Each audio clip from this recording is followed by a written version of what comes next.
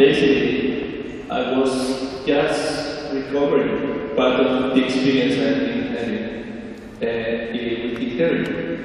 I've been honored of being part of this conference for already 3 years. I've been reviewing papers, I've been following closely what's going on in ICTERI. I'm very proud, and I think it's a very, very interesting opportunity from Ukraine to be part of something. Yeah. So, from this experience and reviewing papers, there was something that became, it was like not a repetition, but it happened constant, which is many, quite a lot of papers regarding ICT and education, which were not all of them, as you know. We have plenty of subjects at the conference. In ICT education was constantly an approach based on technology acceptance, whether or not this is coming in reality, in which way this is going to be used, what's going to happen when ICT becomes part of the education at the end, what is being done here and there, and new approaches, and so very, very, very exploratory approaches in general. And I was surprised about that, because it was very consistent. So I asked myself, is there a problem, or is there really the impression, the feeling that there is a problem with ICT in education? I had it for granted, but it was becoming clear that this was not the case. So, you know, when this happens, one tends to identify, well, all of us, this is a very human reaction. Let's find out who is, let's find out someone we could blame. Should be someone that could be blamed for that. It is really the case. So, is there a problem in ICT education? Well, apparently, yes, there is. So, the use of ICT in education and the impact of the using ICT in education is far, far below what should have been already. And this has been recognized by the European Union already, and there are a lot of different actions regarding how to face that situation. It is a general feeling that the technology is not a problem with the technology, apparently. It's something else. The fact is, this is not at the end what is happening. I think, in a way, well, look at us. This is a very conventional setting, isn't it? You have one person here talking, you are listening, I'm presenting, and at the end, there's going to be a radical change in the way things have been done for decades. And we keep doing that. So I'm in university, in college, in schools, whatever. This is still the case. A lot of things. I know it says it's about big data, but honestly, I think if we change big data by e-learning, still stands. So e-learning seems something that has already happened, and it's being done everywhere. Well, if not by everybody, by quite a lot of everybody. Is this the case? Because from what we saw before, apparently it's not. We talk about using ICT. I remember one of the sessions yesterday, one of the questions we came back was regarding, they were talking about ICT. What do you mean by ICT? More precisely. So, what do we mean by learning? More precisely. And to what extent this has really been implemented, or is something which is going on? Yep. So, I'm here because, well, I was activated by these thoughts, and I suggested value the program committee this presentation Not because I think this is only something which is important, but because I would like to share with you 3 things that I think are worth being made very, very explicit.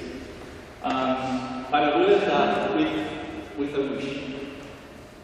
So, the 3 things that I would like to elaborate on a little bit today is, first, I will introduce the concept of convergence. Convergence in using ICT in education. So we are still the same, okay? We will not go away from ICT and education. So we all know that using ICT in education or e-learning, wherever, has always so far been a combination of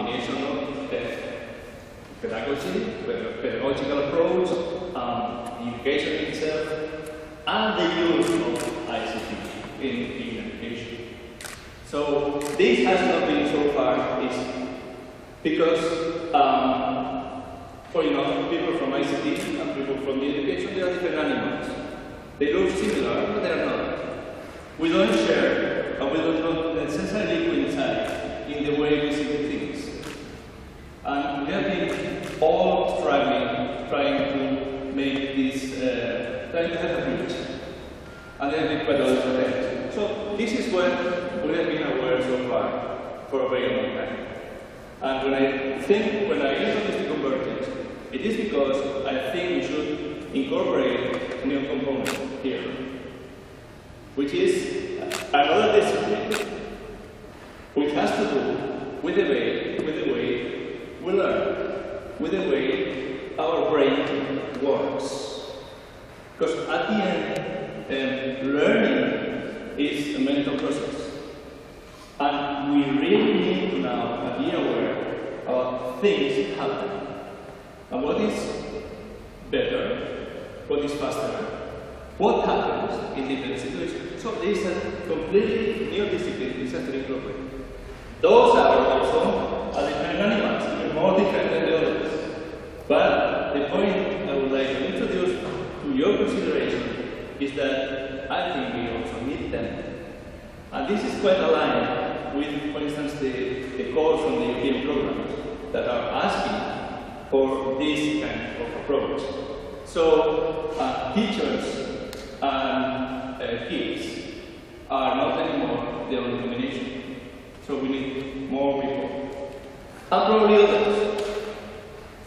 But at least those 3, they should be components in approaching the use of ICT education if we want to get something out of the exercise. So first point was, let's say, 3 is first, convergence. Okay? Second, it's about the market. As I say, I haven't seen so many papers about exploratory thoughts and whether or not things are happening or will happen and how soon will happen and in which way we should happen. About the market. My second point is market is something we will see a little bit of that, but believe me, it is not anymore an approach. It is already a reality, a serious reality. So we should probably reconsider our consideration regarding things that apparently will have to happen in future, because many of them already have. And the third is about convergence, market. Third is opportunities. It is now the point in time in which many opportunities are really being created because of this convergence and because of the fact that the market has already been created and is becoming mature and is where you can really develop radical innovations or very interesting new approaches. Where technology is going to be one of the 3 key components. And that's good. And I think in terms of this conference, and in terms of thinking about what to research, what kind of research and development, what kind of innovation we have to think about. We have to go further, much further. We will have to go well beyond that.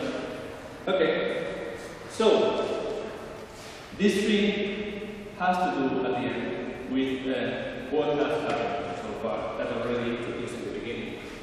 So what has been going on from now on?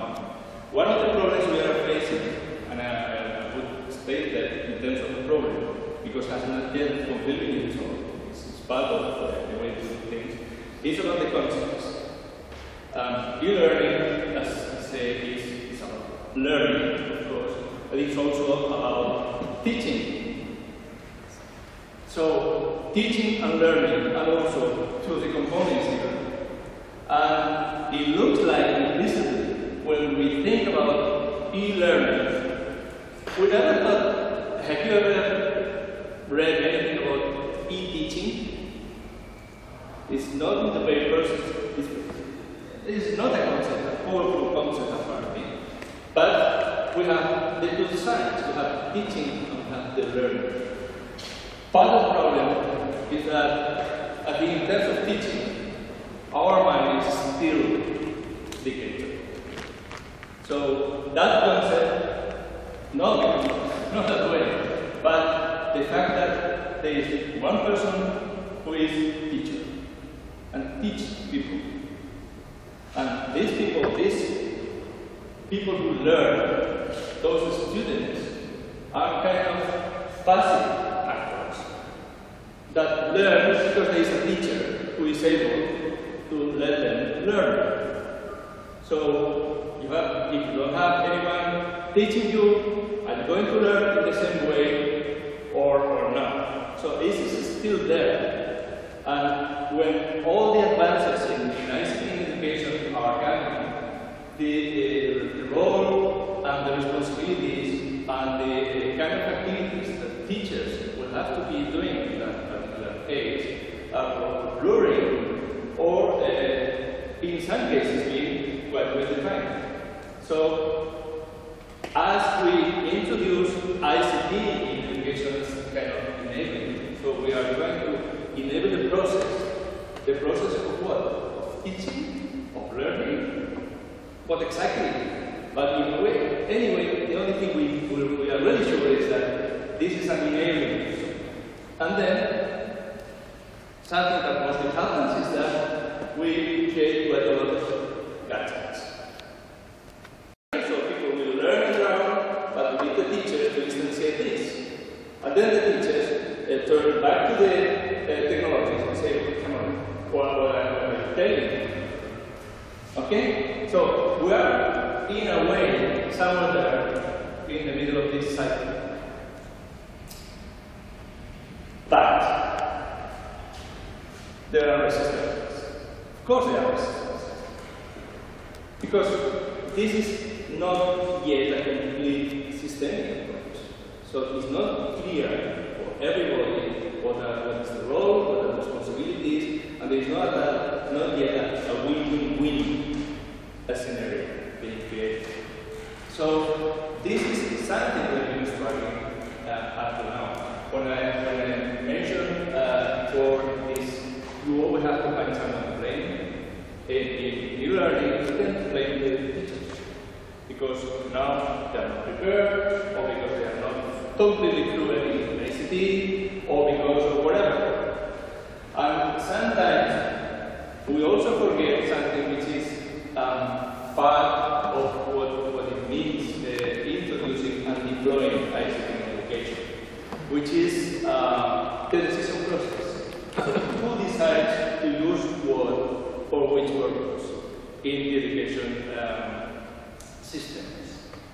And I think there is a similarity in education with other sectors, which are also affected by the same thing. Health, for instance. Basic doctors in health, they are not really deciding which kind of technology they will be using for their practices. This is decided at higher levels. So it is the national, the regional, the local health system that decides which platforms, which systems, which technologies are going to be used for which purpose. Because, of course, they have to be homogenized and all these things. So doctors are not the ones deciding what they will be using. They use what it is given and provided for them to use. Same happens in education. Teachers, in most of the cases, they are not deciding what they will be using as part of the educational system. So they use what it is provided. So if a learning management system and LMS is being introduced, this is something which is normally decided at the higher level. It's a policy. It's a regional policy, it's a national policy, it's a whatever policy. So this is also part of the problem, because at the end, if you are not having a critical stakeholder really being part of the decision process, not always, this is also something which is slowing down what's going on. And this is also part of the problem, which explains why we are here. So, having said that, let's go back to what we originally were focusing on in terms of learning. Okay? And teaching. Learning, we have to be well aware of learning is a process. It's something which evolves over the time, and it's something that you have to cultivate, that you have to articulate in a way which takes this into consideration. But although it is a process, it is the fact of learning. So you learn all along the time, but there is always this aha moment. You suddenly realize that you finally understood something that took you quite a lot of time, but you illuminate yourself. So you realize something, and then you understand things. So this process of really understanding, this is what it is about learning. What you learn that way, hardly you will forget it, ever in your life. So it will become part of your intellectual aspects. So this is part of the process, and this is the way this is something you have to articulate and incorporate in the use of the technology. This process, but also this aha moment, which is what we want to happen by using technology. How we learn. So how this process goes is something which is not in all cases, it is not evident. Because it's, part of the problem is that learning is an individual process. And we all learn in different ways, at different speed, under different stimulations, and we are all different. But we have to prepare all the educational content, all the courses, everything, all the curriculum, one size fits all. Although we know that this is going to be different person by person. So the difficult thing is for those who are teaching to realize that one or more of the students are not really getting the point. And this is, as we said before, this is not always evident. And it happens. So to me now, I'm talking to you. I'm assuming that you are following me. I don't know. It could be the case that some of you are already, or the only thing I can see is that there is no one is looking, which is good. But other than that, when you are teaching and people have to learn, this is part of the story. So we have to go then to the complexity of providing systemic approaches which are integrated for everybody, but incorporating the possibilities of this individual learning process, which is what at the end is going to happen. If we don't do that, what is going to happen is that for some, that's going to be okay, for quite a lot, this is going to be a disaster. And it's going to be even more a disaster because it will happen faster, and because it could happen that you don't realize that happened. That means that to get access to the way we learn, because what we want is to really be able to incorporate, to input this learning into every person's life. And this, as you can see, that's in a way it's still justifying why I introduced this convergence between pedagogy and educational people and cognitive neuroscience, because this is all about how these things function in our brain, because this is where it all happens. So, because of the fact that we don't really have appropriate instruments in order to know what's going on. Some of the sessions yesterday, there were, in two of them, at least I remember, there was a sentence of, if you cannot measure, you cannot control anything. You have to be able to measure. So, in learning and in teaching, we don't have appropriate instruments. An exam is not an instrument to detect if someone has really learned something. An exam is something to check whether he or she is going to be instrumental in something. But we are not going to get completely defined how low, how far is really arrived. And it could be the case that it's going to normally be the case, that is, you would realize that today. So it's a here. Very different. You have to detect that well.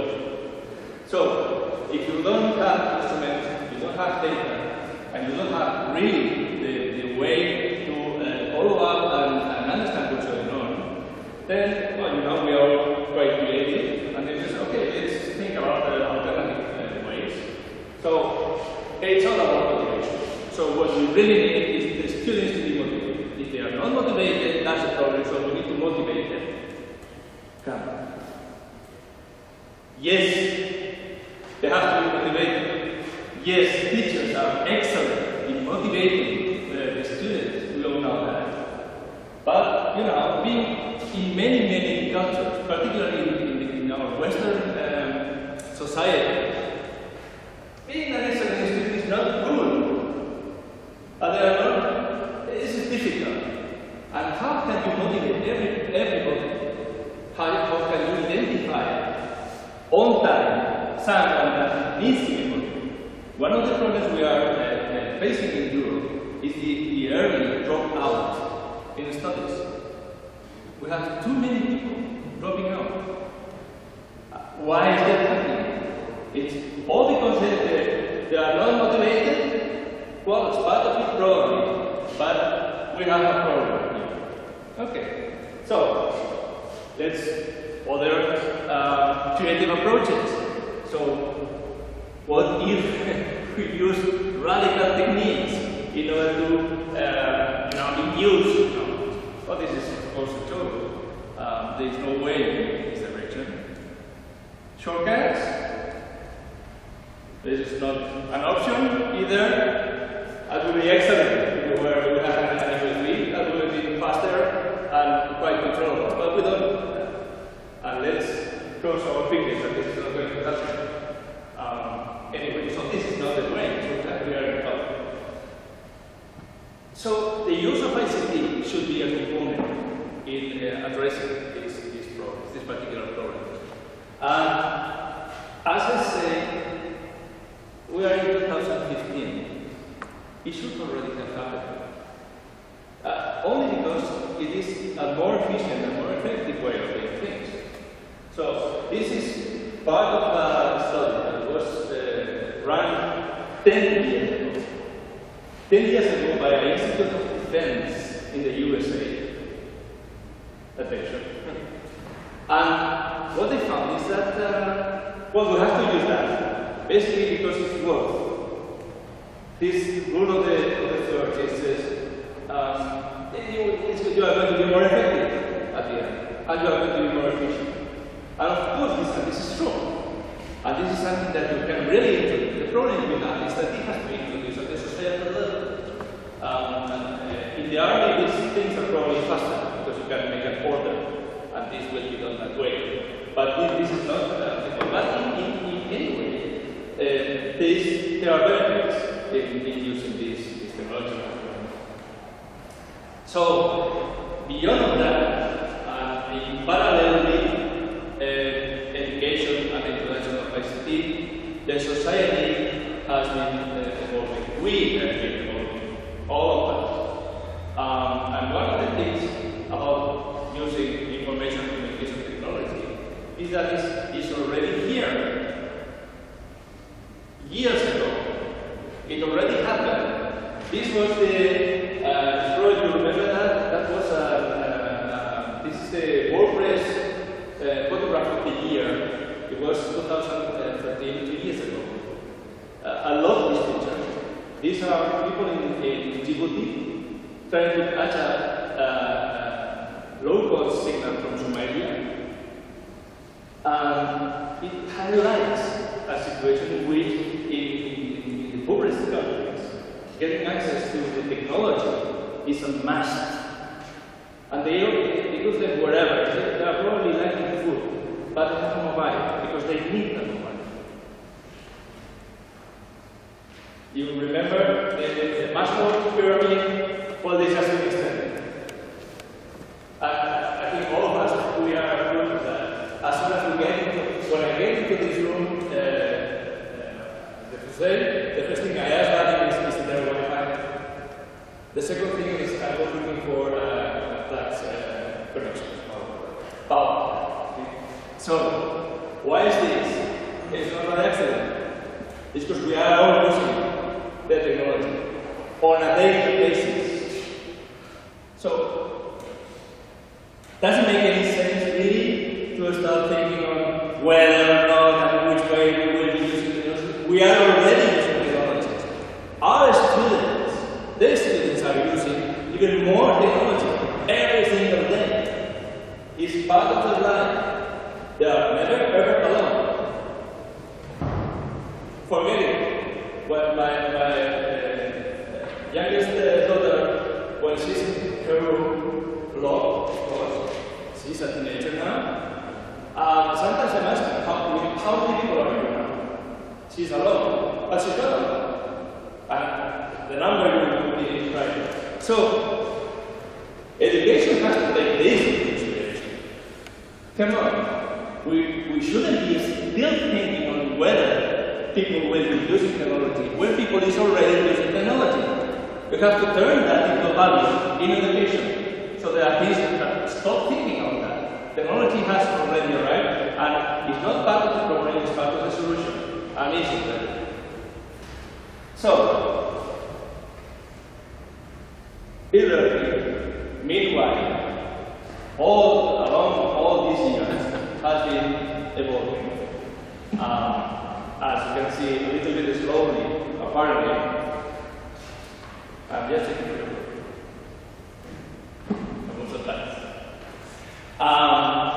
So things have been done as far as learning is concerned. And we have had kind of waves in this evolution. First thing we did, which was probably when at this stage, okay, let's digitize the contents. Let's have e-books. Let's have whatever. But at the end, let's have the content available in electronic form.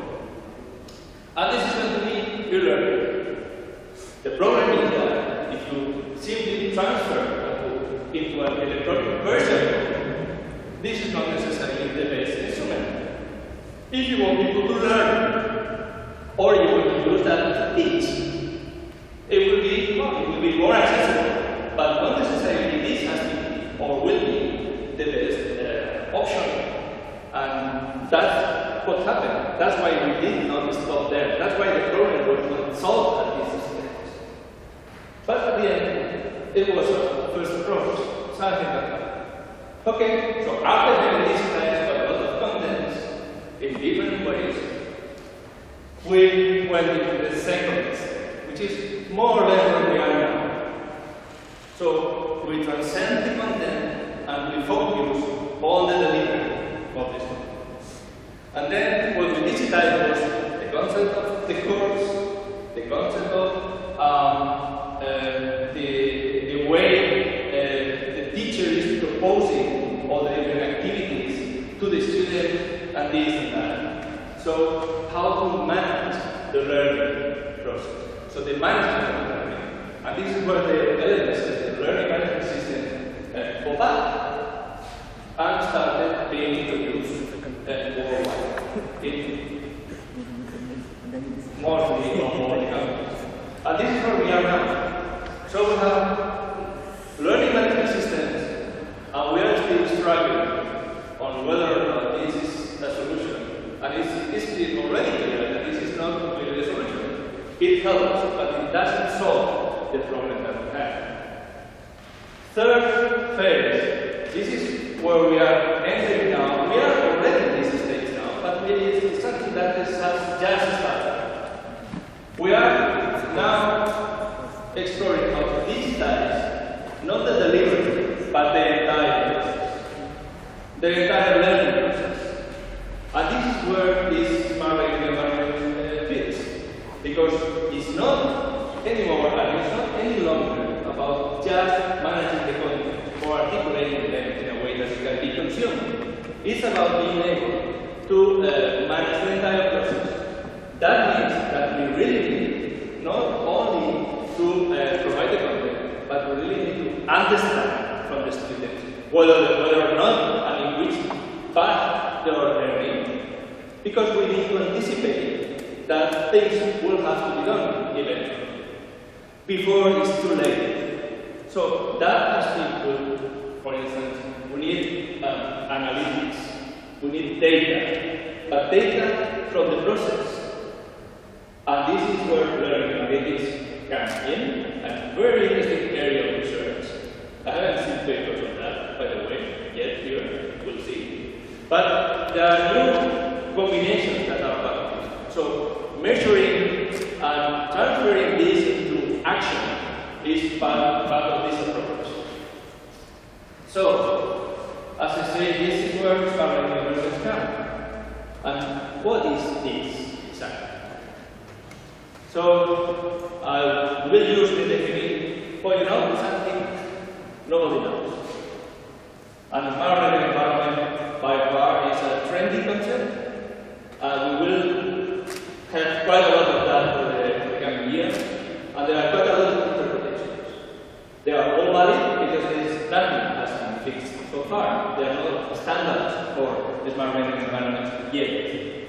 And it's something that could be interpreted. I have seen interpretations in which, for instance, the temperature of the room is part of it and has to be part of the smart learning environment. For instance. But there are quite a lot of different interpretations. In a way, this is from the International Association of the Smart Learning Environment. There is also a conference in the smart learning environment in Asia. And this is, you remember the convergence? This is a sign of convergence, precisely. This is educational system and pedagogy approach. This is the technology, and this is also the way of addressing the way we learn. This is the role of cognitive neuroscience. So this is what's going on now. If you check on the goals of the European Commission, for example, for ICTERI 2020, this is what they are asking these days. What is in there? Everything. Everything. From the use of multimodalities, toys, artificial intelligence, digital devices, mobility, whatever, everything. Everything, because it is not yet a final answer. But what is clear is that the direction is going to be presented in that particular way. So is that a shift of paradigm? I think it is. I think it is because what we are changing, we are really, for the time being, at the end, finally, combining all these different components that we have been identifying in life, and for which we have been creating a number of different instances. Quite a lot of technology, quite a lot of concepts, quite a lot of approaches, and a lot of experience in something which is fitting all together in a systemic approach. So that should, at the end, be ending up in something which should be related with changing the way ICT is not introduced but used in education. So, in e-learning, during all these years, and in the phases that we have identified, identified before in terms of visitation, content, and of the delivery, it has been quite a lot of progress already. And this is also something which can be reused now, and this is going to be integrated into this new approach. Many of these advances seems to be quite important even today. For instance, the massive online courses are very popular. They are also very controversial. You probably read on the news that it is heavily questioned nowadays because the return of investment is not that clear. But anyway, it's there. And it's changing quite a lot of rules, not written rules, but rules that say that now this has never been the way of making accessible knowledge and education. Blended learning, it's about combining the use of e-learning and all the most conventional approaches. So this is extensively being introduced in the different education systems of flipped learning, which is, okay, we stop teaching, you study at home, you come to the classroom, and we will exercise, and we will use, and we will solve everything. So let's do it the other way around. Instead of teaching you and at home do your homework, you on your own, you learn at home, and you come here. And we all together learn. And I will be helping you to learn, because I will see how you have digested the knowledge that you were supposed to have digested. And then we will be solving different things. And this is a concept which is also being introduced in a number of places. Probably you're familiar with this, the Khan Academy in the States. The Khan Academy is an example of that. And the creator is proposing this. He says this, I don't see any point in teaching influence. Let's do it the other way around. I have been doing that for years, and it's useful. The use of serious games, and as I said before, the introduction of learning abilities in the system. So to get data, because what we need is education-based evidence. Evidence-based education. If we have real and reliable data, then we can infer whether something has to be. But it's not only in learning that we progress. Even in the pedagogical approaches, this has been quite a lot of different approaches being introduced.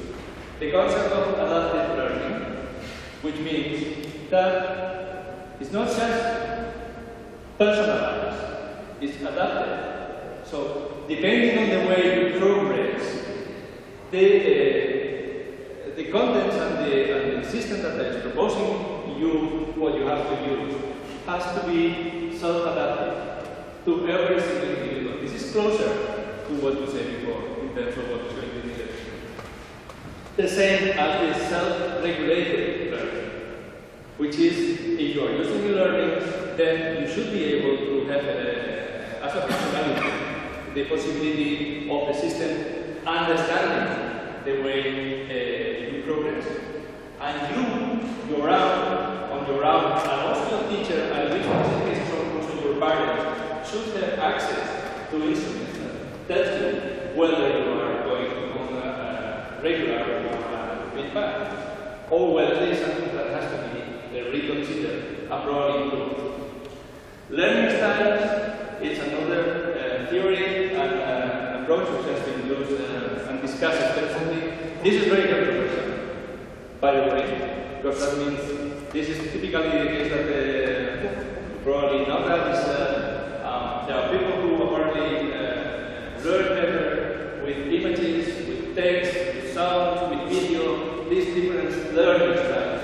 And this is very controversial. And normally it's risky to use that in front of people from the education system, because or they are in favor or they are completely against that concept. But anyway, it's part of the story. Okay? And also, the third component component in convergence that I mentioned in the beginning, which is called neuroscience. And this is a very rich area. I'm going to just provide some hints on the contribution they can make. One is in terms of the key competences for non-linear learning. This is one of the concepts, which is, and the other one is executive functions. At the end is how we mature in terms of our ability to learn and to learn, which will be helping us for the rest of our life. So we are building constantly along our life these skills and these competences. And we should be aware what are they in more practical and more detail. For instance, in terms of key competences, and this is part of some of the documents from the European Union in which this is trying to be articulated in a policy level. Competences like learning to learn, communication in the mother tongue, mathematical competence as a competence in itself, basic competences in science and technology, and digital competences. This is not exclusive, so there are more. For instance, Sir Ken Robinson would immediately be added here, and competence in art and music and dance. So those are competences that we all should be building, and every single person should be building along his life or her life. And the educational approach and the use of whatever instruments we provide should be enabling and helping that to happen. So securing that this is being really constructed. The executive functions, this is a very interesting concept because it has to do with the cognitive functions that support self-regulation. And this is critical for the learning. To remember and say, learning is a process. And as a process, every single person has to have the functions, so the primitives in the operating system, in order to be able to perform in a way that helps to learn. So we need working memory, which is the ability to retain and manipulate information in a mental workspace. That's critical. And that's why they say the maximum number of concepts that you can retain at a certain point. Maximum of 7, they say, maximum of 3, whatever. The inhibitory control, the ability to stop the spontaneous responses. That's an important function. And this has been studied, this is an empirical study, which has many has been done in that way. For instance, typically in quite a lot of cases, there were a lot of failures in students that failed systematically answering questions again and again. And the question was, what's going on with them? Are they not understanding? Are they silly? And what happens? In those cases were people who just instinctively, without thinking, answer right away. You ask, they answer. If it's okay, it's okay. If it's wrong, it's wrong. They didn't stop thinking and considering the possible choices. They just answer. And this is a problem in one function. And this has to be identified, this has to be worked out, and it can be solved, or it can be improved. But you have to detect that. Which means that for the kind of systems we are used to consider, if you detect that one of the students is affected by a problem in the inhibitory control, that can solve. So don't let them answer immediately. So that student should have to wait. Shouldn't be allowed to answer immediately.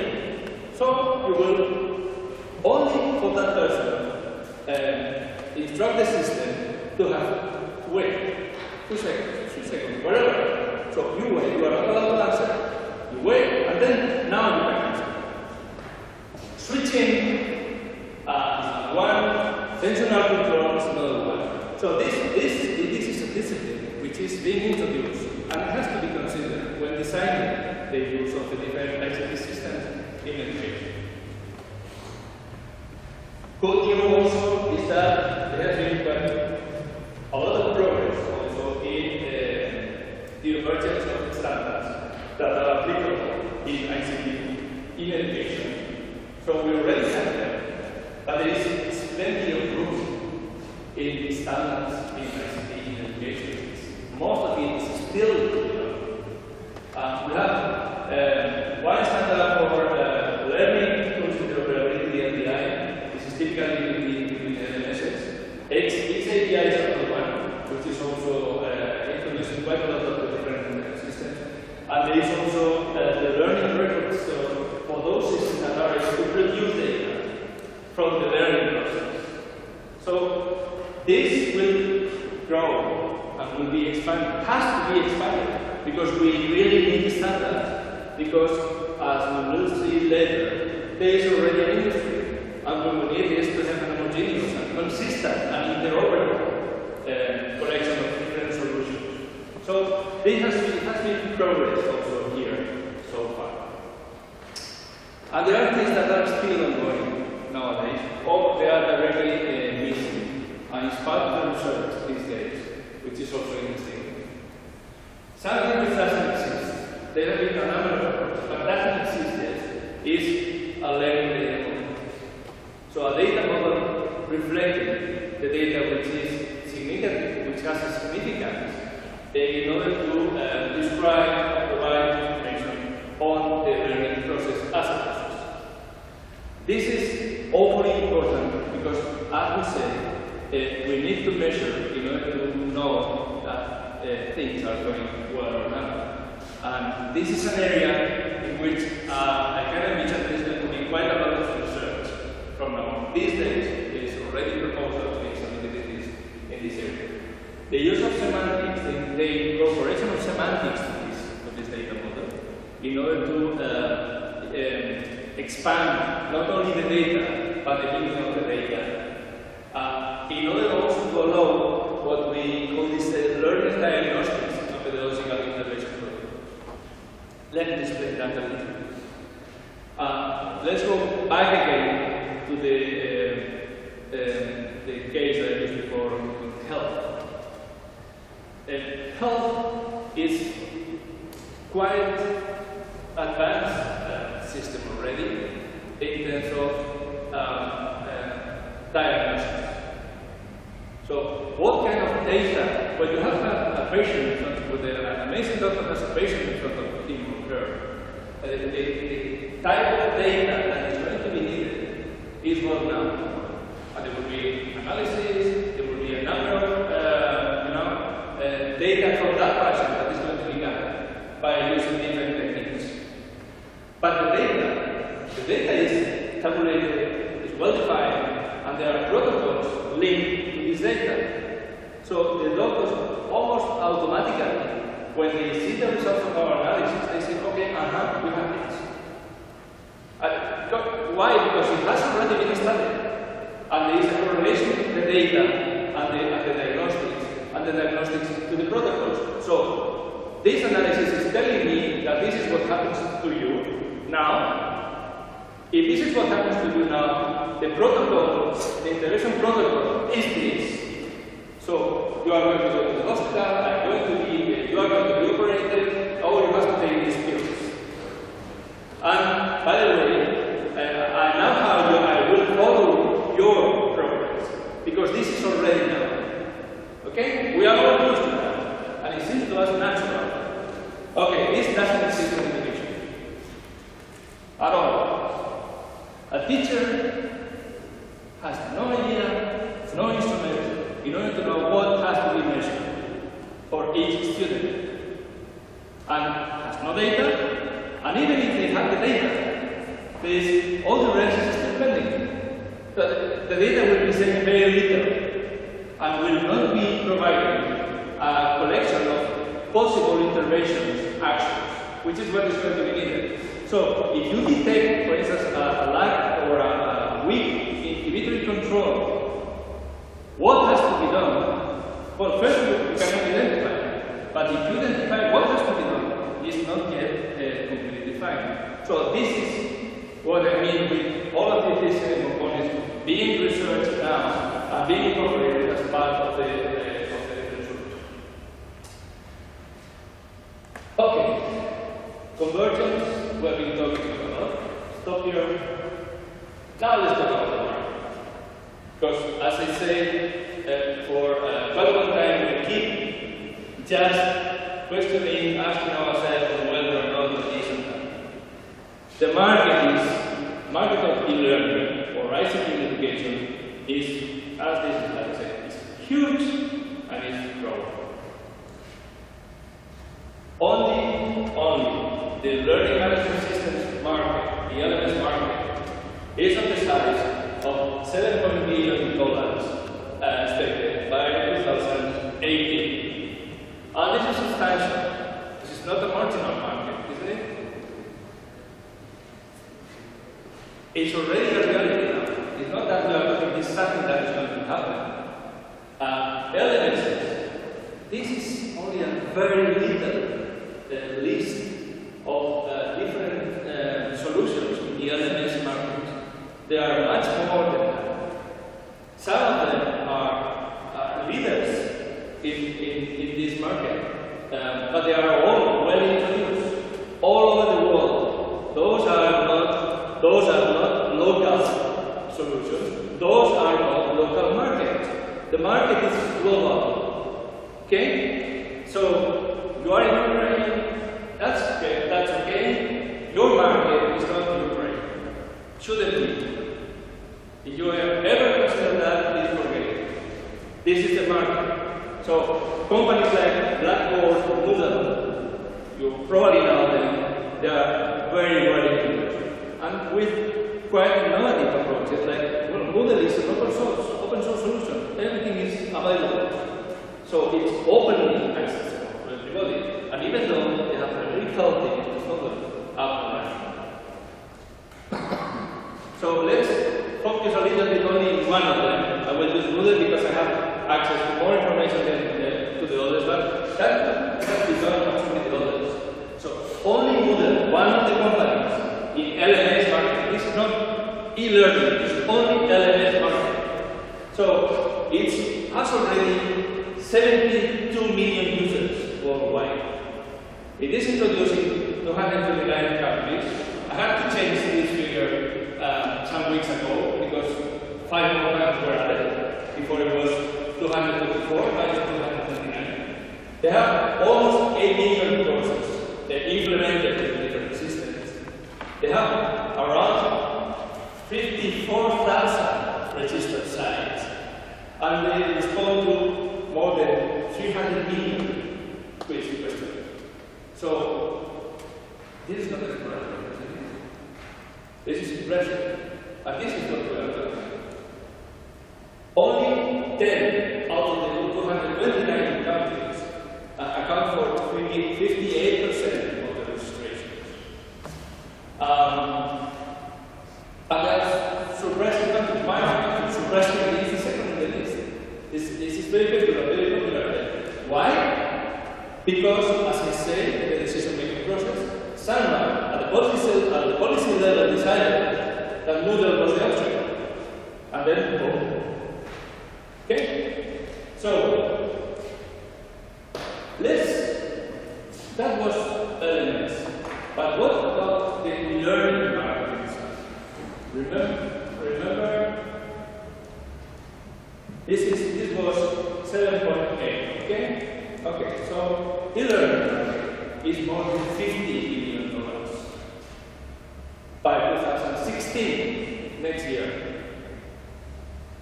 So, this is not extraordinary. The annual growth rate for the period 2012-2016 is almost 8% every year. Okay? This is very interesting, I think. But it's not homogeneous.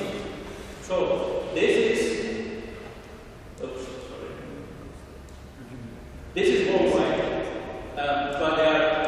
areas in the world where this is higher. In South America, for instance, the growth rate is almost 15% every year. This is a real number. And the size, if you remember the size of the LMSs, this is not that easy. So, let's try to understand what these figures from market mean. The size of the market of the coffee capsules worldwide is $10 billion. It was, by 2013. Now it's even more. But at that time it was 2013. Nespresso has a share of for almost $5 billion. So the coffee capsules market, well, Nespresso is still a leader, but this is wider and bigger than so. And this is a terribly competitive and important market. So if we compare e-learning market with this market, this is more than 5 times the size of the market. So, honestly, I think we have to be clear and think in e-learning in very realistic terms, in what they mean really, that's what has already happened. And this is what has already happened. A market has been created, is composed of consolidated firms that are operating at a global level from all over the world. This, what is it, Moodle, which is one of the leaders in the LMS market, you know where are they based? Come on, tell me. Which country? Australia. Australia? Okay, right. Where in Australia? Perth. What's in Perth? I don't know. But from Perth, they created this. Okay? So everything in this market is possible now. And a very important thing is that this is not just the coffee capsules market. We have also in terms of animal, and a very interesting kind of animal here, which are the developers in e-learning. Because the point is that we don't really need to provide completely closed solutions. You need to provide platforms, frameworks, open approaches, creating conditions for others to join you. Let's use also the case of Moodle for the same reason. Almost 100,000 developers, site developers, more than 350 plugin developers, because the system has been integrated in a way that allows plugins to be introduced in the system. So it's open, it's completely open. So you can do whatever you can imagine, and this is going to be introduced as part of the system. There are more than 1,000 plugins already on the platform. But the important thing is, if you look down, this has been doubling year on year, in terms of the number of downloads. So it's not that they are there waiting for someone to be interested, it's that they are being downloaded. So they are being introduced in the real systems. There are, in 2014, we are talking about 4 million plugin downloads. And remember, this is doubling every year. And now, last year, a new plugin was submitted every 36 hours. So this is a very dynamic ecosystem. And this is what is really confirming the answer to this e-learning thing. In this case, from the LMS perspective. So what's going to happen with Moodle and Open-REST that have LMSs now? If the smart learning environments are going to be introduced, well, that's another question. Are those systems going to be thrown away and be renovated as something else? Probably.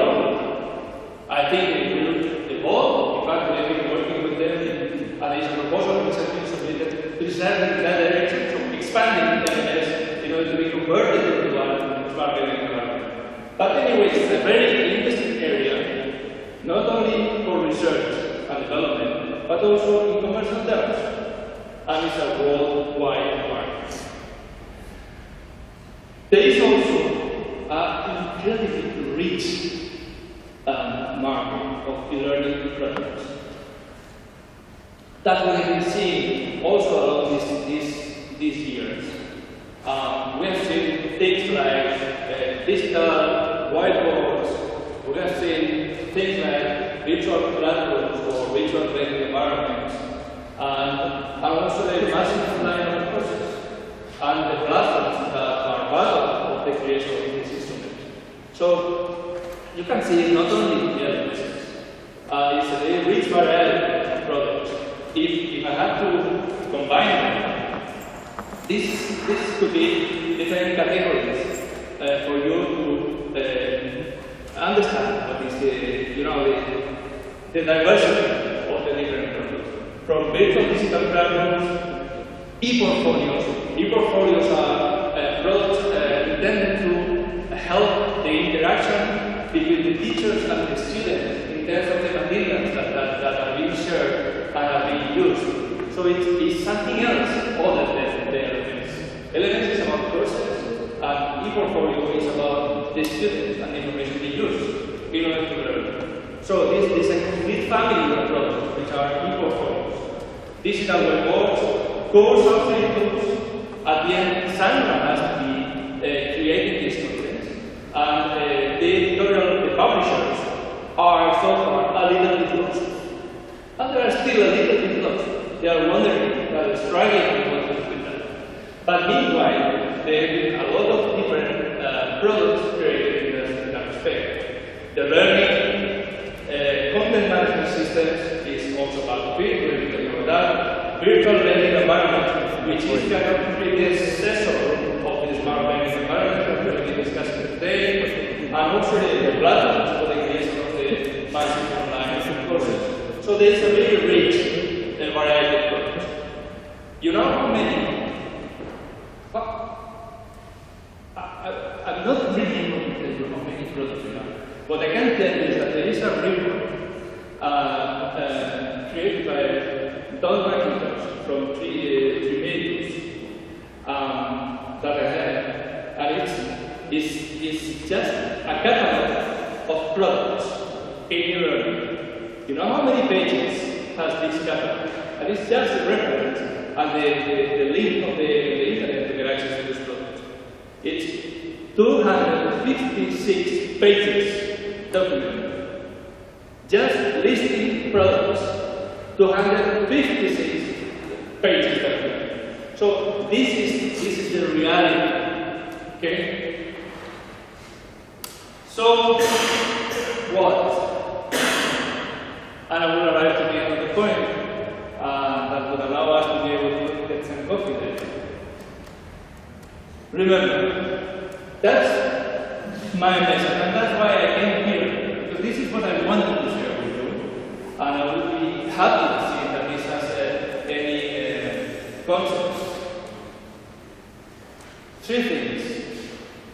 Convergence. We have a new dimension here. It is an important one, and it's also at the end close to the loop for the time being. What will happen in the future, I don't know. But these days, in e-learning, in ICT education, and I would suggest this conference should be well aware of that. It's not just anymore about pedagogy, teachers, and ICT. It's also about the way we understand we study and we introduce the consequences of how we learn, how our brain functions. Which is a very tricky field, by the way. You know, if dealing with teachers in some cases is not that easy, dealing with neuroscientists is not easy either. One of the problems you can easily be confronted, and I have experienced that directly, is that you need to be aware that it's almost unavoidable that at a certain point someone will come and say, yeah, but there are also these, diseases. What about dyslexia? What about dyscalculia? What about the attention deficit, the hyperactivity disease, and all of this? Because this is also part of this part of here. And then you need focus, because you are in education and you don't want, probably, or you need to decide where you want to be. You don't want to be on the clinical side. But the clinical side is very broad. And you can quickly be confronted with a proposition about what we should be using, scans, brain scans with the student, because that would be providing us real data. Come on. Okay, so it's a little bit tricky. But anyway, those are the components, and this is part of the message. Sorry. Second and third, I hope you have seen that there is a market. I try to make it clear. I cannot make it more clear than that. So I can only say the market is already. And it's why there are opportunities.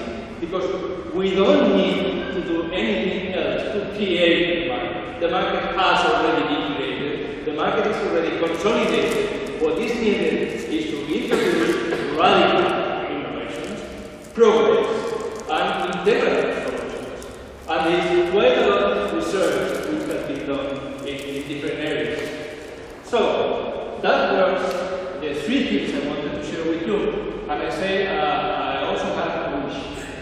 My wish is that ICTERI in 2016, when if I had the opportunity to be invited again to peer-reviewed papers, discovering that some of them will be incorporated in a way or another, these suggestions, and also reinforce the focus and the importance of one of the components of government, which is the ICT in education. I think there is a real opportunity in terms of positioning for these companies to become a reference worldwide. Okay? And that's it. I'm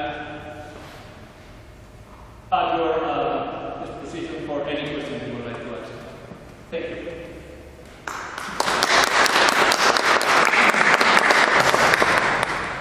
Thank you very much, David, for a lively talk. Are there any questions in the audience, please? Yes, please. Yes. Well, David, thank you for your very inspiring talk. Well, I do have a question. In my university, I was told next year we are switching to blended learning. Okay. So, go ahead.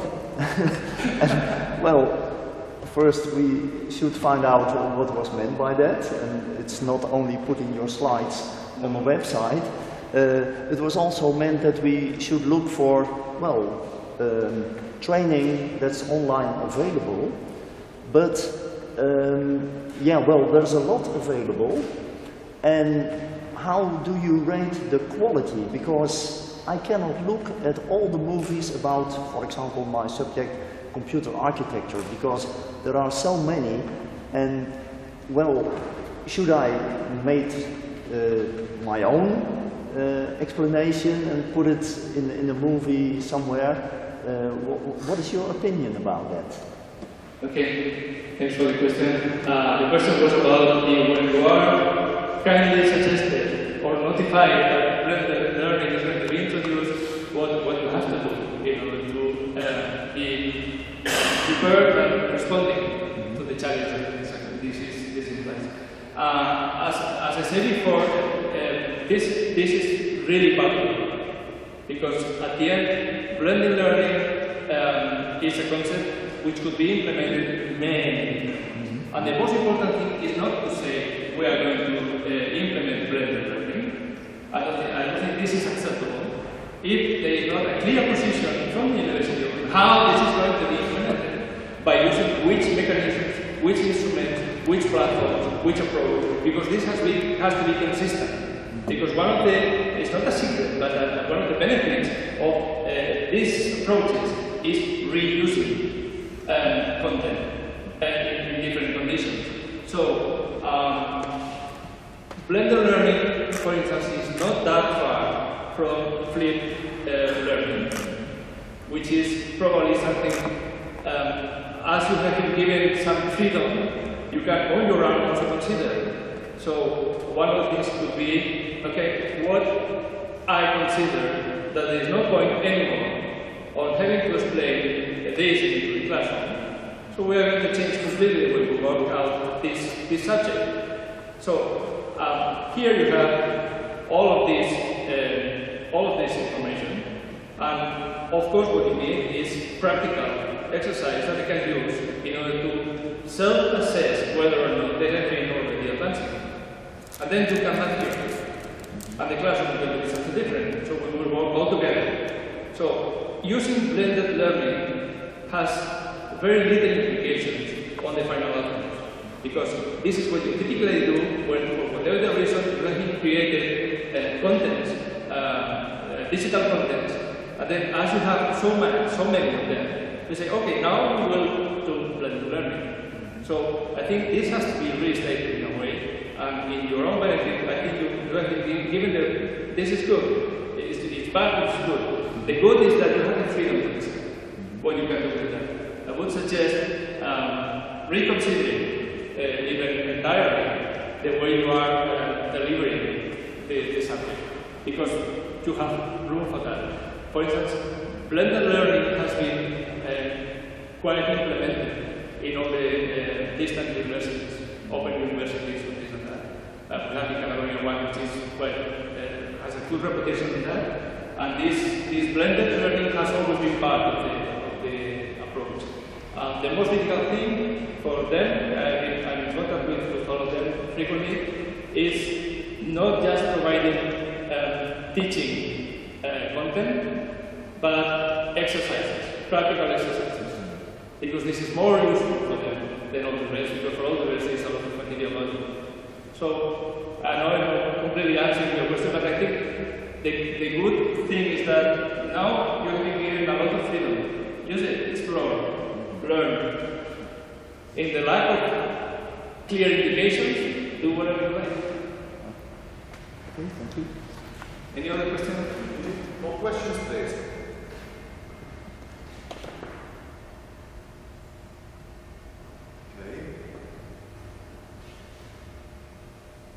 Seems to be coffee time. Yeah. Ladies and gentlemen, thank you very much for coming. Thank you very much for making the really nice speaking.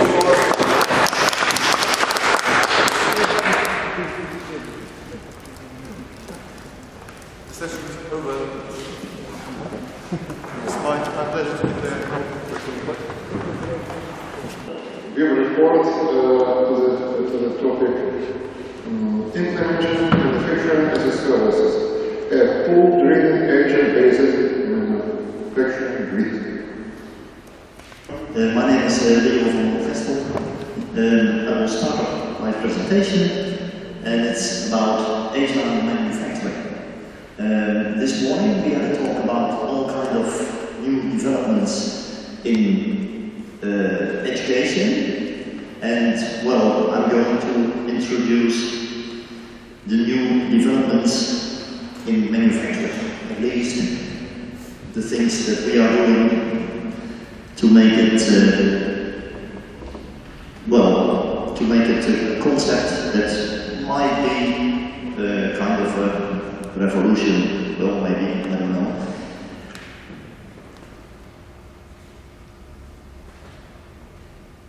Slide here, start from first slide. Okay, this should be the one. Well, Leo van Vestel, I'm working together with Erik Berg, Daniel Pelleven, and Jean-Jules May. We are connected to the Utrecht University of Applied Sciences, also in cooperation with the Utrecht University. One could say the University of Applied Science are the doers and the Utrecht Universities are the thinkers. And we are combining this to make it, well, work together. Well, this is an overview. First, I will give you a short introduction to agent-based manufacturing, what we think that should be, and the next part is then I will explain about the concepts that we have developed for the agent-based manufacturing. And well, finally I will come to the point where the paper is about, and that's user-driven manufacturing. Nowadays there are a lot of technologies enabling this, and well, this might be the next step in production. So manufacturing as a service. And I'll end up with a conclusion. To keep you awake, because we have an after lunch tip, I have some animations and some small movies included. So I hope they will work. I guess so, because we tested it. Let's first start with giving the definition of what an agent is. The definition that we use is an agent is a software system situated in an environment, and it is autonomous and it can do something. And it's made for a special goal. It has a design objective. And what we are actually doing is we set up what is called a multi-agent system. That's a system where many autonomous agents are cooperating in our situation, cooperating to make the thing that we want work. Well, actually you could say that humans are also agents, but we are not computers, but we are situated in an environment, this beautiful building where we are, and we are capable of autonomous actions. And well, that means that we can do whatever we want, but well, we have some rules that we are using that, well, nobody is going to throw shares at me or other things, I hope. Well, that means that we have a very complicated goal in our life. And the agents that we build in software are not that complicated yet. But maybe in the future they will be more or less more humanized. Okay, that's what agents are. And what is the reason to develop agent-based manufacturing?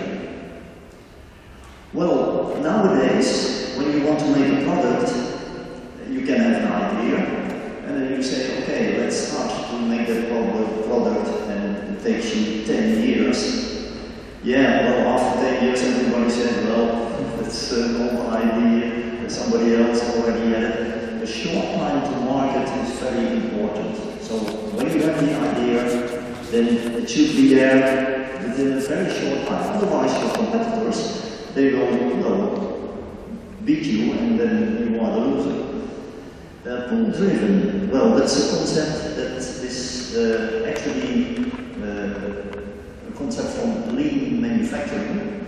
Lean manufacturing was first used by Toyota.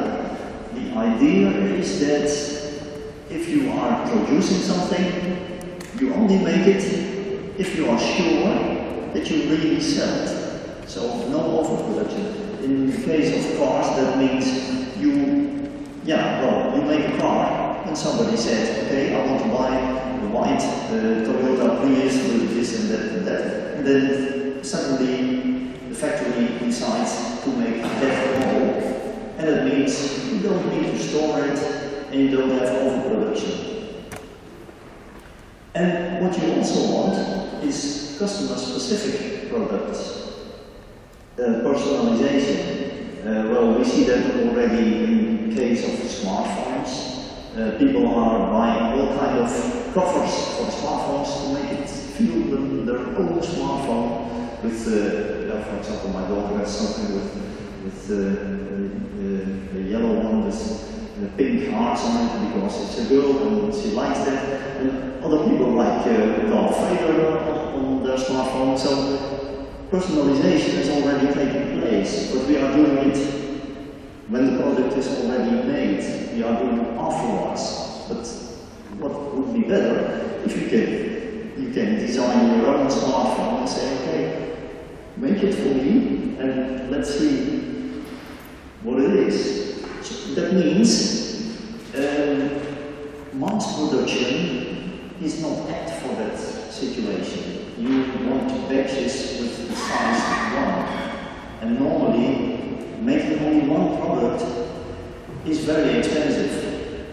And I think, well, I'm quite convinced that in the future we still need mass production, but more and more we are also wanting our special own designed products. And what is one of the advantages of our approach in agent-based technology is that, well, actually we create a software entity that's responsible for manufacturing a single product. That software entity, as I will show you, will live along with the product during manufacturing, and you can also keep it alive and maybe embed it in the product. That's an idea we're also working on. And that means, well, during production, when you have your product, you are quite sure that everything that you should know about that product is available by asking the agent. So, who did that and when was that done? Well, of course, only agent technology is not enough for this new approach. Fast reliable networks we have already for, let's say, 20 or more years. 3D printing is also a very important revolution in the industry. People still used to think that 3D printing is only for making prototypes, but that's not true. The 3D printing development is going at a very fast pace, and yeah, it's not yet the situation that you say, okay, I want to print a car. You can print a lot of components, and that's, well, that will become better and better in the future. Of course, internet technology, when you want the user involved, yeah, then the best choice you can make is using the internet. And of course, to have agents embedded in products, you need powerful, cheap computers that you can embed in the system. What we have developed already are some kind of production robots, and we call them equiplets.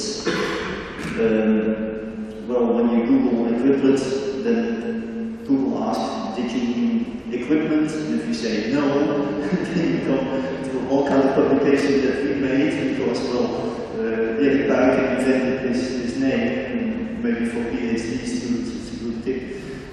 Think of something that is unique, and then you have your own Google entry for your research. Well, I have also some animations. This is about a equipment that we actually made. Yeah, well, of course it's the animation, it's not the real one. The real one I'll show you later. And you put front ends. We have a basic system with a computer attached to it, and we can attach a front end to make it special. One of the equipments that we recently made is an equipment. Yeah, well, it's difficult to see. I hope you can see, but this is a 6 motor-driven pick and place unit that can also rotate. And yeah, we did not invent this. The invention was already stated by other people. But what we were looking for was a cheap implementation of this kind of pick and place machine. So we are aiming to develop a production system of about 203,000 2,000 or 3,000 euro.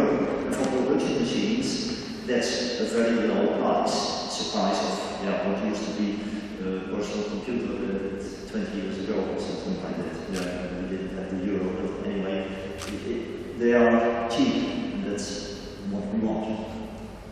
And well, this is a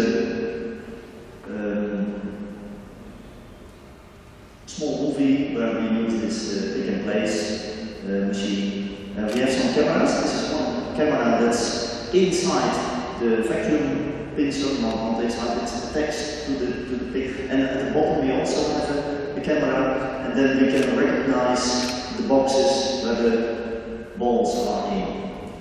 And when we take one away, the software stops and says, I cannot continue because the situation is not there. And so here it's placing the balls from one cradle to the other. I would say it's not really manufacturing yet, but it's a start. You must start simple and make it more complicated. And when you take one of the boxes away, the process automatically adapts to the new environment. And the hands work of one of my students. Okay, this is what we were thinking about, or what we actually are developing, what we developed. We were thinking of two special agents. One agent is called a product agent, and a product agent will be there to create a single product. So we tell the product agent, do this for me, and then the product agent will look around for other agents who can do the real production tasks. It will, well, we have a blackboard, that's called a blackboard, where all the other agents that live in the equipment, they can say, okay, I can do this, another one says, I can do that. For example, when you want to build a house, yeah, you cannot do that on your own, actually, except for some people who can do everything, but some people need other people to help them. They say, okay, I need a carpenter, I need a mason, I need a plumber, I need an electrician. Well, you need these guys hand in hand to make your house. And then you say to the handy people, do this for me, do that for me, this is the design, I'm expecting you to do this. And it's exactly the way our system works. The product agent will look for equipment agent, and tell them what to do. It will, well, walk around from equipment to equipment, and when it arrives at an equipment, it will tell the agent, I want you to do this. Yeah, it's clear. So it's just the way as people also ordering other people to do things to make something that they want. Well, now we focus on the product agent. Yeah, because this research has already a lot of publications, and then one time we focus on the equipment agent, one time about the logistics, one time about the scheduling. There are a lot of problems involved that all are scientific problems that you should solve to make this work. The product agent controls the manufacturing of a single product. Let's keep that in mind. And during the production, it collects the information about what we call the production step. So every time it arrives at an equipment, it tells, do this for me. And then it asks the equipment, and how did you do it? Did you do it okay? Are there any problems? And it will collect all this kind of information. And this way, it will build a production log for that special product. Is there when it's completed. Well, you can say, okay, thank you very much, product agent, and well, you don't need to exist anymore, but you can also embed it in the product. You can keep it alive, and then you can make it part of the Internet of Things. That's also kind of, well, it's not a hype anymore, but well, it is at this moment. There are more things connected to the Internet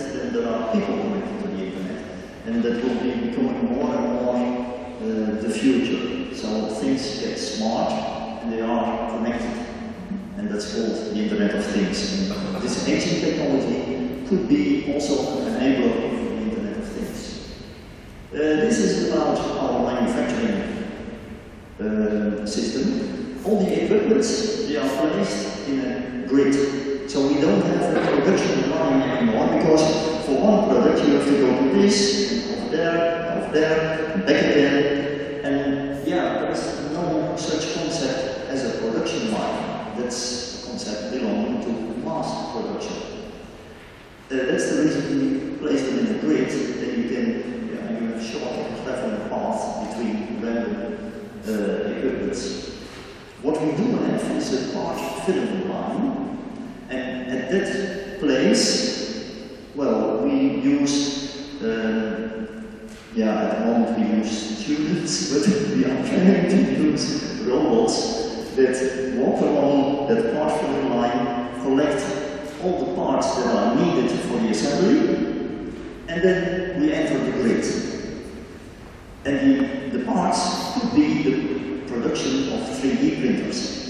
A 3D printer can print the parts that you need, but you have to assemble them. So you go into the manufacturing grid, and you leave the grid using test nodes that check if the product that has been made is really the one that you wanted to have. Of course, some products consist of sub-products, and then you loop and you go to the half-product supply line, and you make products more complex, until you finally reach the product that you need. This is more the architecture of our system. We have a multi-agent system, having product agents and equipment agents, and there are blackboards. Blackboards are software entities where agents can exchange information. For example, the equipment agent will publish on the blackboard the steps it can do, and the product agent will look on the blackboard and say, okay, for this I have to go to that equipment agent. And he has to make an arrangement. Can you do it really with the parameters I have? And when do you have time to do that? So it's more or less a human way of production. Well, we also use lower level software. At the bottom we have a living system. On top of that it's a robot operating system, because most of the manufacturing machines are kind of production robots. And it depends on the front end of the equipment, what kind of, well, extra things that we need, for example the gripper or camera or motors. This is the design, but there is not yet a user involved. Because you can say, okay, this is maybe a new production paradigm, but how do you involve the user? Well, then we have to do an extra thing. And then we come to what is called manufacturing as a service. Well, cloud computing, at this moment, the three most commonly used names are infrastructure as a service, platform as a service, and software as a service. And well, now I want to add manufacturing as a service. I must admit I'm not the first one to use this name, but okay, there are other people also working on it, but they are using different approaches, and our approach is agent-based. So what we actually want is that the user can specify a product, and the product will be made according to the specifications of the user. And then we need a web interface. And what actually happens is the end user specifies a product, it submits by pushing a button submit its design, and at that moment the product agent will be created. And from the design it will take all the steps that are needed to finish the product. Yeah, I will keep my eye on my watch because I'm a little bit behind, I think. Okay, graders, yeah, okay. So the manufacturing is all driven. I'm not making something that nobody wants, because there is a user that designs and says, I want that. And at the moment that he pushes the button, it will be made. And this is the architecture in more detail, and then you see we use standard things like, for example, web servers, Tomcat, and JavaScript, and HTML5 at the web browser side.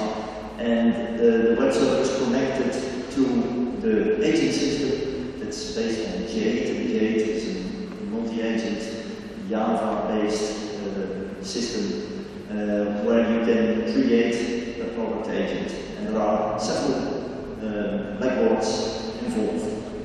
For the nitty-gritty details, well, I advise you to read it later, because it goes into more detail how this is actually implemented. But maybe that's a little bit boring to explain to you. So this is what we are dreaming about. So you want to make your own customized product. Well, you choose the things that you want. The color. We are making a kind of internet radio, so you can play internet audio streams. And okay, when you push the button, it goes to the grid of equipments. And, well, the stated there, autonomously configurable machines. And, well, here is our automatic guided vehicle, AGV. It's bringing the parts to the first equipment. This is a pick and place one. It will pick the parts and place them at the right position. At this moment we are working on the AGVs because they are very important in the production system, and until now, I already told you, students are working from one equipment to the other to make the things work. We want a fully automated system. Okay, the next step is adding adhesive. We have a special equipment doing that, and here it is adding glue at special positions to fix the parts placed where they are needed. And then we have to go to pick and place equipment again, and it will place a cover on the internet radio. And as you can also see, this mobile platform. One thing you can see is that 6-axis cannot rotate around 360 degrees, so you have to take smaller steps. But you can also enhance the reach of this pick and place system by moving the platform. So the platform is also an agent-based system, so these agents are cooperating. And now it's bolting the case, and it has to do that 4 times. And when that's done, the product is finished. And that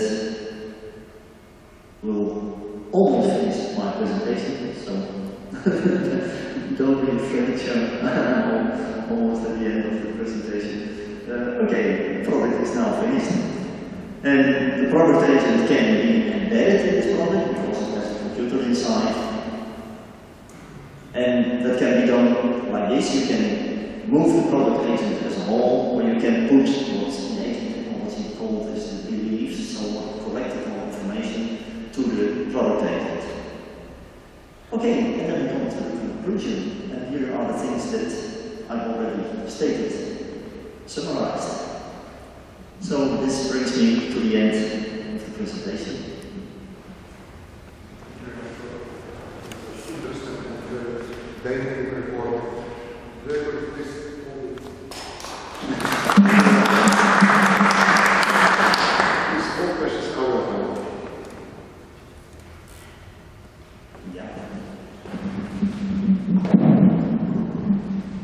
So that looks very interesting and very inspiring.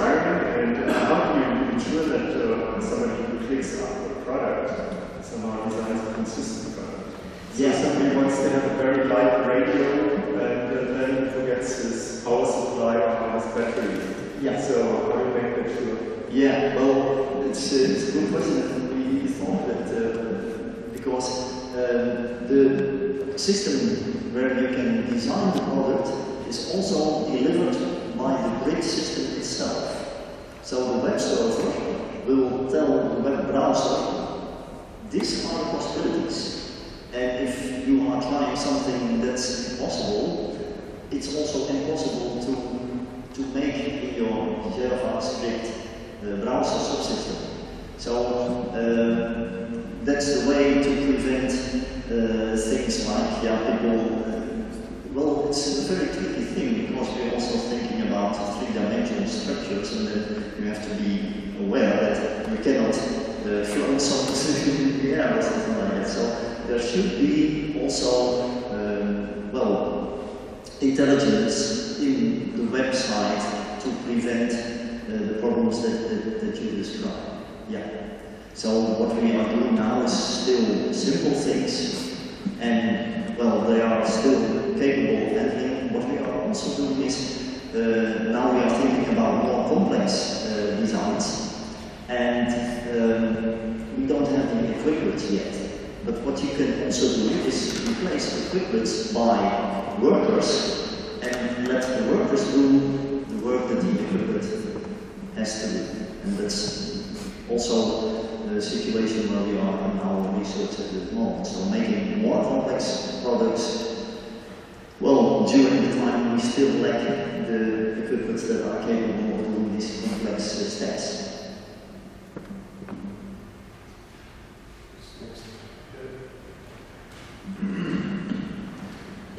I'm wondering if it's only for customizable production. So it's not for mass production, is that correct? Yeah. In that case, I'm really interested to which degree this customization is allowed to be possible. Yeah. What's the formal model behind it, the degree of customization? Yeah, well, that's also a problem that we are working on at this moment, because what we are now doing is making the whole infrastructure work and act the agents act the way we expect them to act, play the roles. And it means that a production grid offers a set of production steps, and this set is limiting the kind of products that you can make. That means that you cannot say, okay, in this grid I can make a smartphone, or I can make a pencil, or a USB stick. Yeah, maybe a smartphone and a USB stick might be possible because they are more or less similar, but yeah, you have your set of production steps that will limit the possibilities of your production grid. So at the moment it's just a mess, right? Yeah, it's a...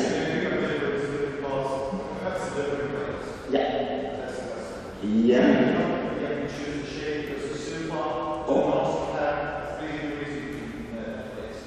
well, actually, we already have 3D printers, and what we are working now on is, we already have a working prototype, is making different shapes of internet radios. So, but even then, we let the end user choose from a list of possibilities to prevent the problem that was described by you. That we cannot make any shape that we like yet, and also not use any material that we like. Yeah.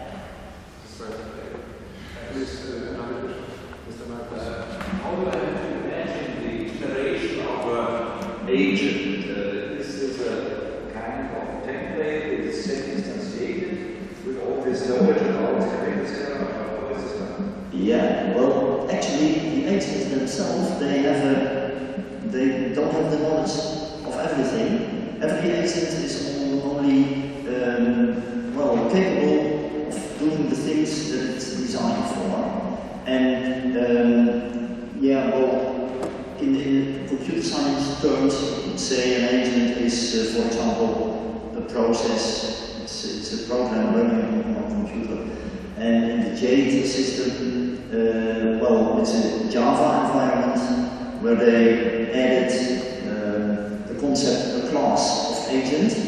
And when you create an agent, it's capable of communicating with other agents by standards that are also for agents available. For example, FIBA is a standard for agents to communicate, and that also has an ontology for what is possible in this kind of communication between agents. And well, at the moment, an agent is created, it's actually a thread, a running thread, so it's not an object. An object, you have to ask something, but an agent is running and doing its work until it's finished, it completes its goal. Its goal.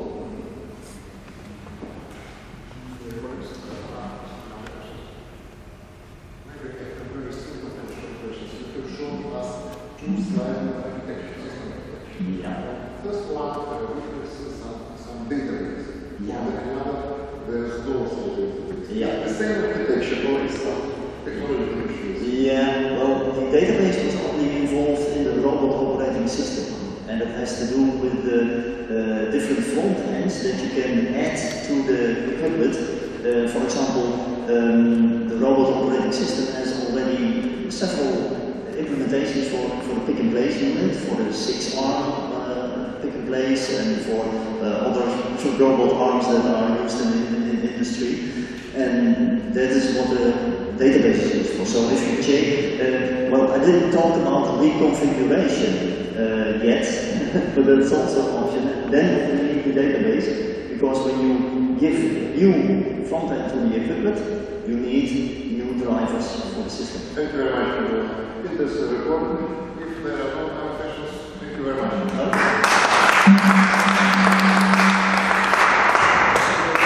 I invite now, let's see, next reporter. This is the report by Natalia Kovskaya. Yes? I would like to say thank you that you are here, because that you spent your time on a sunny Saturday day in this perfect city as Lviv. So thank you for your presence. And some words about myself. My name is Natalia. I'm from Odessa. Odessa's National Economic University. I'm not an IT person. I'm an economist.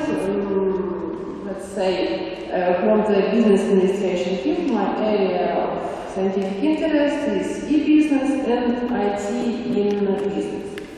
So my presentation is about some results of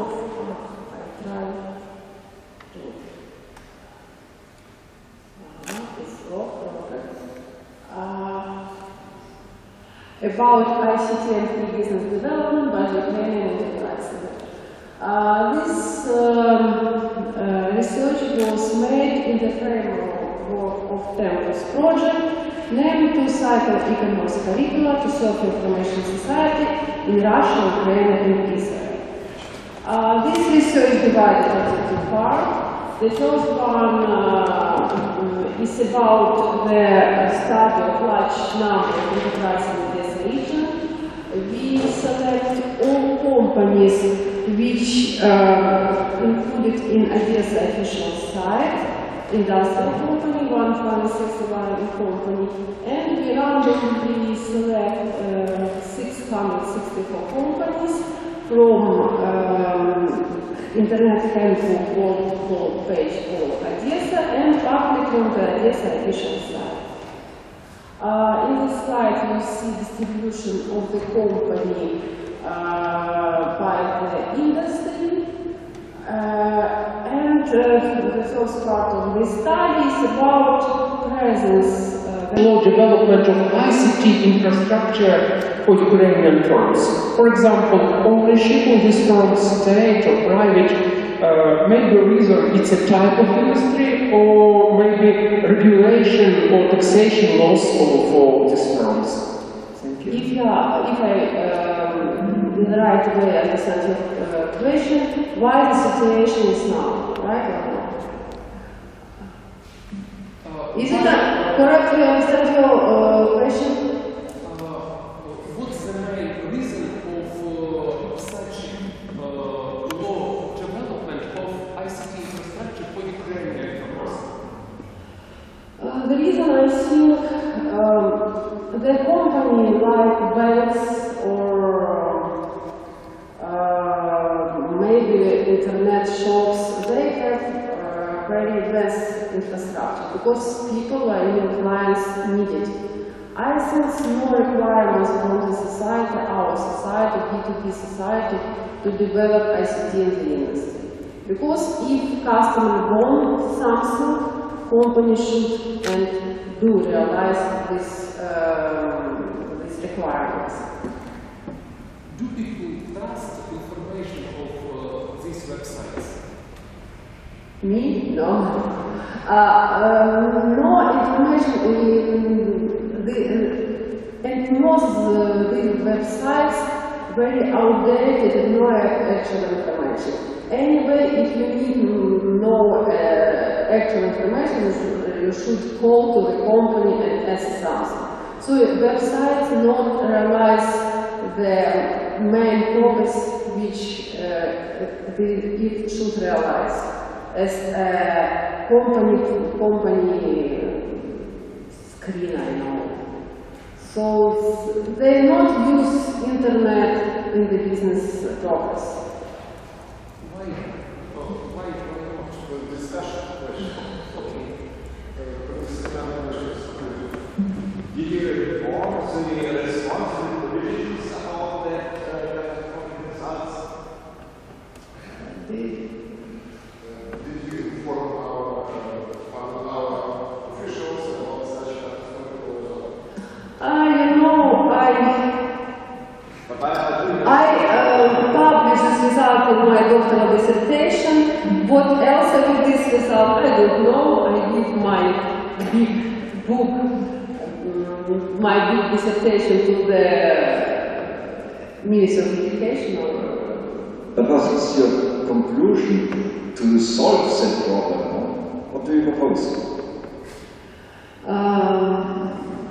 I think, I don't know how to translate it in the Russian, but so we should make automation step by step. Some times ago, but a lot of time ago, I published a paper in the Herald of National Bank of Ukraine about poor situation in website of our banks. I think it was before 2000 years.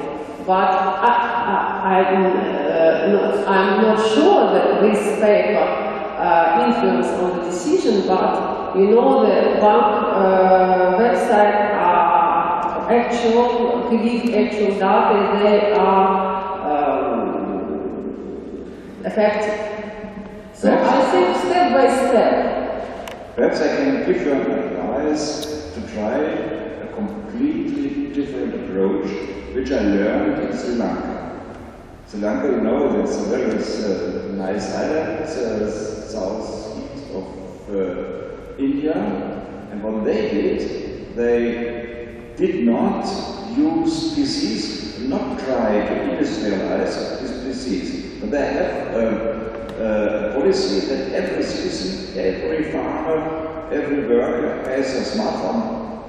The smartphones cost 40 euros. And they have quite intelligent tablets for the smartphones and doing all their business. So they have complete ICT infrastructure now in the farmers, in the industry, etc. And this could be a step to help in such regions with such a low degree of informatization. Completely new, and it doesn't cost much. So, for example, the Ministry of Agriculture in Sri Lanka, they bought about 120,000 smartphones and gets them to the farmers. Maybe some remarks as a moderator. If you are talking about this computer for staff, yes, you calculate only real desktop PC? Because, for example, in my environment, all small business people, even all students, exactly as Professor Mayer told, have already smartphones, have already planchettes. That's why it's my maybe modest point of view. It's not reasonable to talk about desktop, let's say, old PC. We have to talk about modern devices, modern gadgets. What to do your time? Please, any other questions? I'm wondering if the situation pictured by you is that bad. I've been looking at the paper in the proceedings and thought, what if the selection of the enterprises is not very pictorial? Do you have any proof or any argument for the coverage of the real industrial landscape by the selection of the enterprises presented in your report? You are right, it is the biggest part of my research because no statistical justification for selecting for this company. So it's like a provocative presentation because I would like to call my colleagues to join such kind of research. This research should be made year by year and should be improved and for all Ukrainian region, for all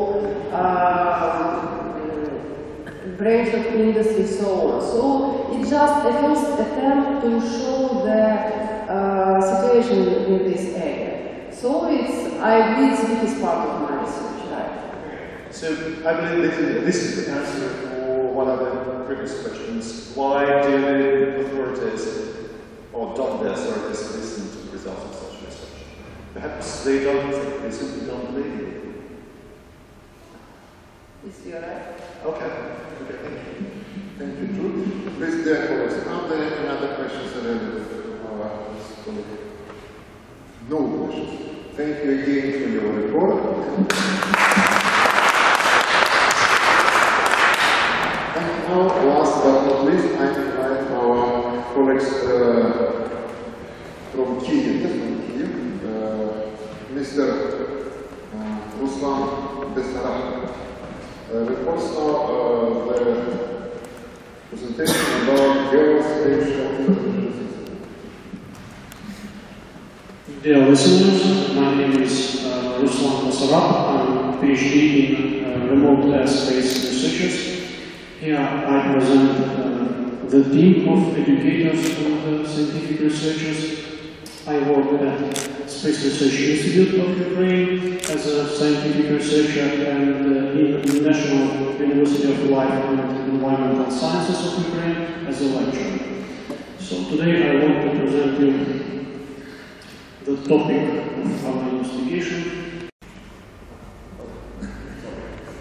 Maybe for the director of my functions, we are in the section for application, but the question is completely correct and you can your own answer. What is the research focus of your report? Or your let's say, your environment, your group? The developing of approaches and technological solutions for geospatial data analysis, interpretation and processing. But is the focus of you can tell us about this development. Yes, I think you are supposed to have development. The development of technology is written in our paper. Maybe my mistake, I don't demonstrate you such instance. Thank you. Satisfactory. Please, dear colleagues, do we have any other questions to our reporter, Mr. Besarab? No, yes. And thank you.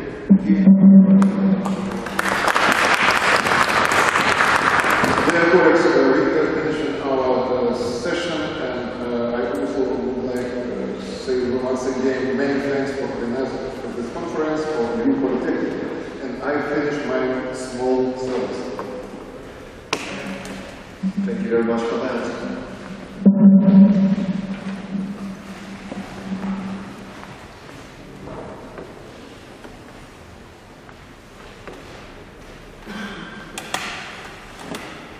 So, ladies and gentlemen, I think we still have 10 minutes to relax, and after that we will open the closing session of our conference at 4 p.m. sharp.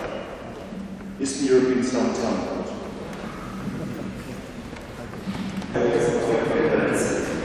First of all, sorry for my English. It was my current position and current requirement. Doesn't allow me improving my English, and I lost a lot of words from my vocabulary, but I tried. And first of all, I will say about our job from the last conference, because this article showed that we worked in the previous conference, and now I want to give this result the check. First of all, thank you very much for being here live.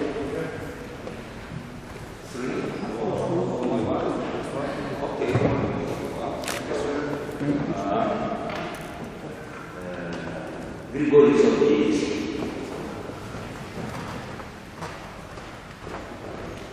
Thank you very much.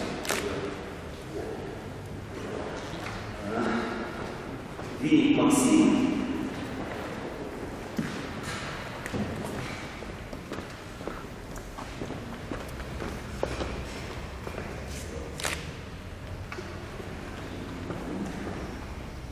Максим Полторацкий. Есть? Окей. Юрий Кондратенко.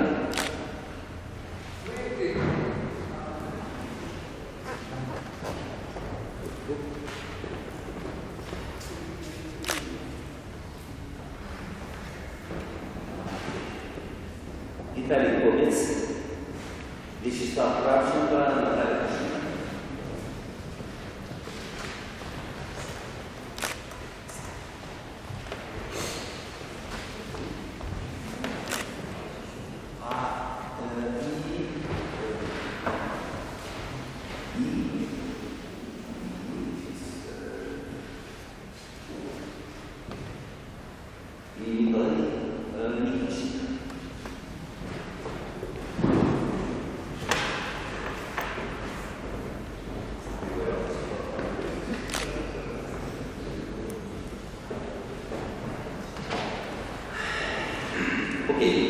Dear friends, dear colleagues, I'm honored to come in to our conference holding this event in Lviv on the basis of the famous Lviv project due to two factors. On the brilliant care of our colleagues from abroad walking to this person, unfortunately for us, which is located just 100 kilometers from occupied Ukraine, unfortunately for us. But I hope within 5-6 years we can return Crimea to Ukraine, and we can continue our mutual job in Kherson. And secondly, the hospitable invitation of our colleagues from the beautiful Lviv, located 1,000 kilometers from the zone of instability, to share this event in the wonderful place. That's why after finish of our conference, the vice rector of Lviv Polytechnic can invite you go to excursion at the Lviv. I don't say my colleagues which help us make this conference, the Sotis, Bazarakis, Henry, Майер, Владимир Ермолай, Николай Никитченко, Григорий Желтевич, Владимир Песчаник, Виталий Ковец, Геннадий Кравцов, Вячеслав Кравченко.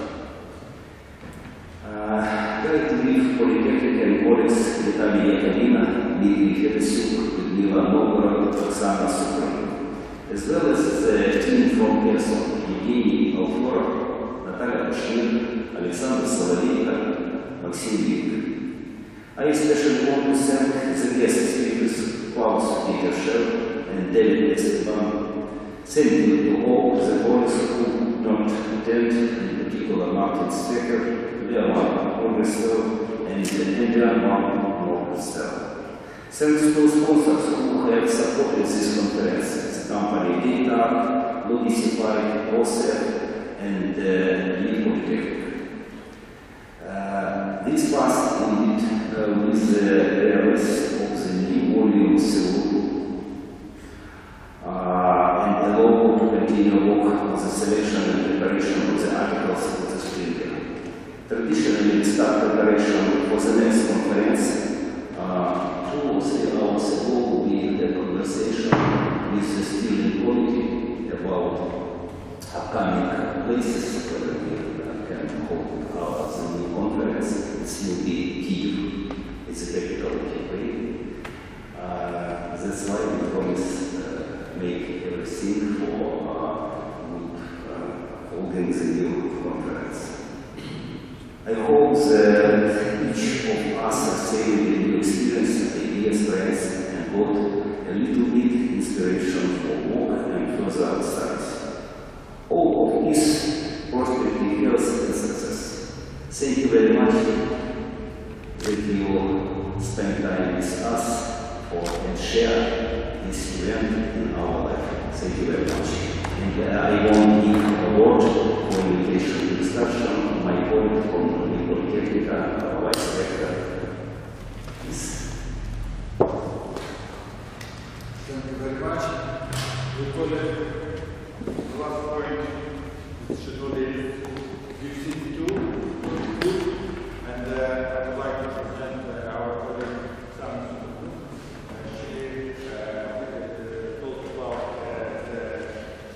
this very, very beautiful sandy wall, and after she talked about the position of the wall,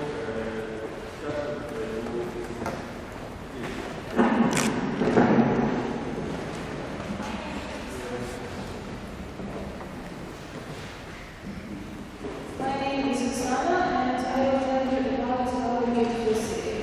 I propose firstly to see the University, and then I will show you the central part of our city. The central part of our city in 1975 was named as Architectural Reserve, and in 1998 it was included in the World Heritage List. That's why I am very glad to see you, to greet you in Lviv-Ukraine University, and I have a great honor to welcome you to Lviv. I propose to have a walking tour from Lviv-Ukraine University to Ivan University, which is the first university in Lviv. Then we will move to Svoboda's Avenue, the main avenue of our central part, visit Opera House, visit a lot of different sightseeings. Among them I propose to see Shevchenko's monument, Grand Chapel, Assumption Church, Church of Resurrection. Also I propose to see Great Cathedral and our Mayor Square, and to show you our main tower and a lot of different and beautiful buildings around our city. Now we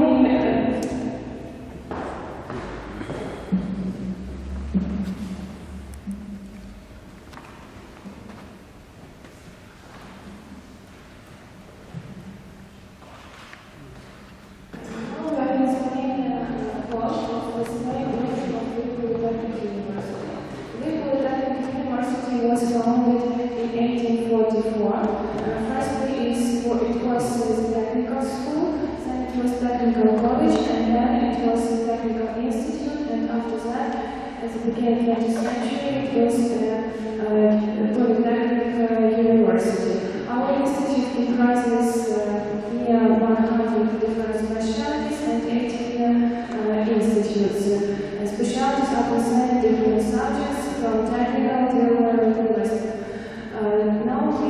is main hall. This hall is very beautiful because it's some kind of architectural beauty. Please see under the ceiling. On the top you can see 11 oil-painted pictures. These pictures were painted by a famous young Matejko in 1880. These pictures were painted at the end of the 19th century.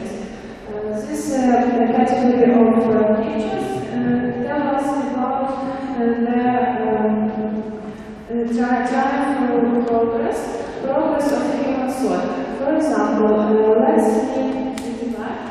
The first picture is a picture concerning, you can see the water, and you can see the Son of God, and the Holy Spirit. And rails are some kind of knowledge. It means that all these pictures tell us about progress, about the friendship between different continents, the friendship of Asia and Europe. You can see also the progress of the railway station. Also, you can see the second picture. The second picture is a picture that tells us that in the center you can see a man who is taking his hand to rest. Is genius of human, and the genius of human is inspired by faith and love. So, it is the story of our main school, and I welcome you to tour around our beautiful city, and I propose to meet you in front of our building, in front of the United University.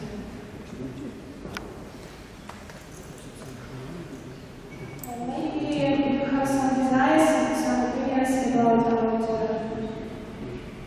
Maybe you wanted to see something special. Where you for the first time in Lviv, maybe someone were in our city university, and maybe someone wanted to see something special. And you can please raise your hand who wants to see our city. If there are those who wanted to be included in the tour around here.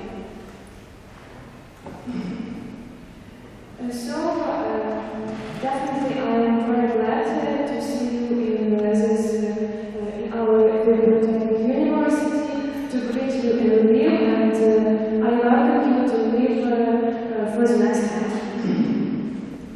And I'm glad that this work was very fruitful, and I am sure that you have a lot of pleasant impressions and good memories about our city. Thanks.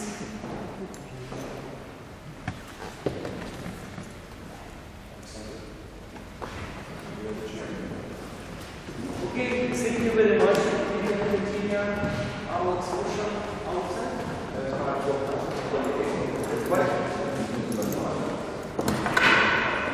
Maybe we can have some questions. 40 minutes from now. Yeah, at 1700.